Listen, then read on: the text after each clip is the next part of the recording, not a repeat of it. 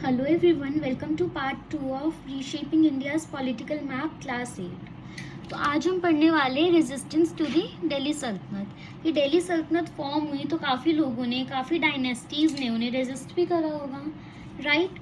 तो through out the rule Delhi सल्तनत को अलग अलग क्वार्टर से रेजिस्टेंस फेस करनी पड़ी। काफ़ी किंगडम्स तो उनके नेट में क्या हो गए, ट्रैप हो गए, है ना।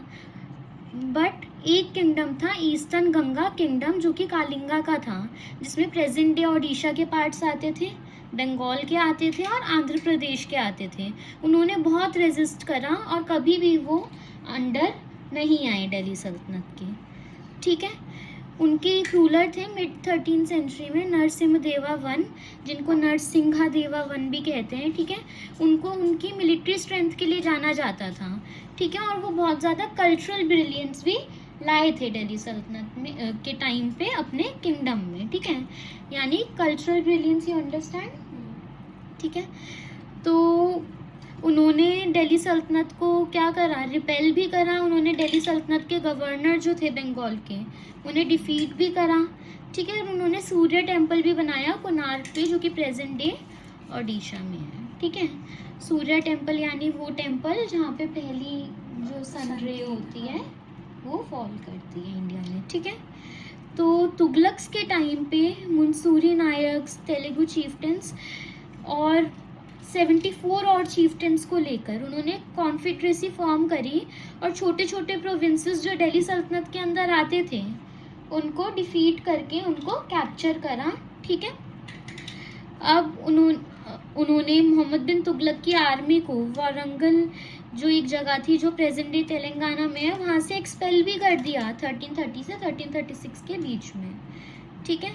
तो उस टाइम पे जब ना कोई कम्युनिकेशन सिस्टम होता था, ना कोई ट्रांसपोर्ट होता था, 75 चीफ्टेंस को इकट्ठा करना पूरी ऑल ओवर द कंट्री के आसान था?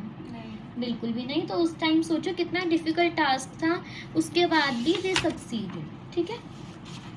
अब नेक्स्ट क्या है कि हमने अलाउद्दीन की भी बात करी है, ठीक है, कि वो साउथ की तरफ कैसे अट्रैक्ट हुए जा रहे थे, ठीक है, क्योंकि साउथ में क्या है, बहुत ज़्यादा रीनोन वेल्थ है, ठीक है। उस टाइम पे होयसलास सदर्न इंडिया को रूल करते थे, ठीक है। मोस्टली उसमें क्या आता था, प्रेजेंट डे कर्नाटका आता था। तो दिल्ली सल्तनत ने उधर भी काफ़ी सारे क्या करे, अटैक्स करे, ठीक है। बट होयसलास का जो किंगडम था वही अकेला एक किंगडम रह गया साउथ में जो कैप्चर दिल्ली सल्तनत से नहीं हुआ, ठीक है।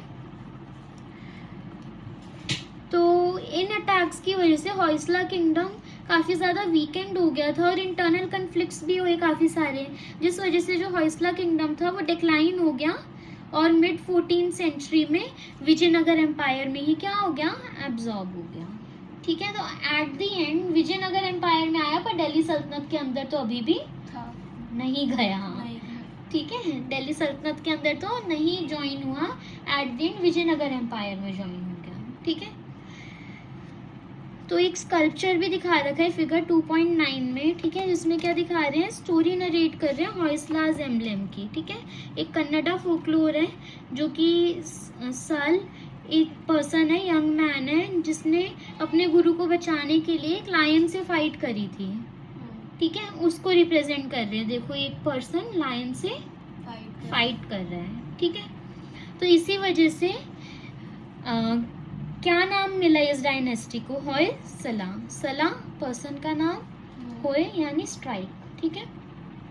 अब दिल्ली सल्तनत को और भी काफ़ी सारे इंडिपेंडेंट जो सल्तनत्स थी उनसे भी रेजिस्टेंस फेस करनी पड़ी, जैसे कि क्या थी, बहमानी सल्तनत, जो कि मिड 14th सेंचुरी में राइज हुई और डेक्कन को कंट्रोल करती थी। पावरफुल सल्तनत्स गुजरात, बंगाल और बाकी के रीजन्स में भी बनी, जिस वजह से उन्होंने बहुत ज़्यादा पावरफुल अलायंसेस बनाई और फ्रीक्वेंट वॉर्स होते रहते थे, ठीक है। तो यानी ऐसा भी होता था कि मान लो कि दो स्टेट्स की जो सल्तनत है उन्होंने अलायंस बना ली, तीसरी स्टेट के अगेंस्ट वो फाइट कर रहे हैं, तो वॉर हो गया, ठीक है। तो फ्रीक्वेंट वॉर्स भी होते रहते थे, ठीक है। तो राजस्थान के पार्ट्स भी दिल्ली सल्तनत की रीच तक नहीं रहे 15th सेंचुरी तक, ठीक है। 15th सेंचुरी में काफ़ी ज़्यादा स्टिफ रेजिस्टेंस उन्हें फेस करनी पड़ी राणा कुंभा से, जो कि मेवाड़ किंगडम के रूलर है।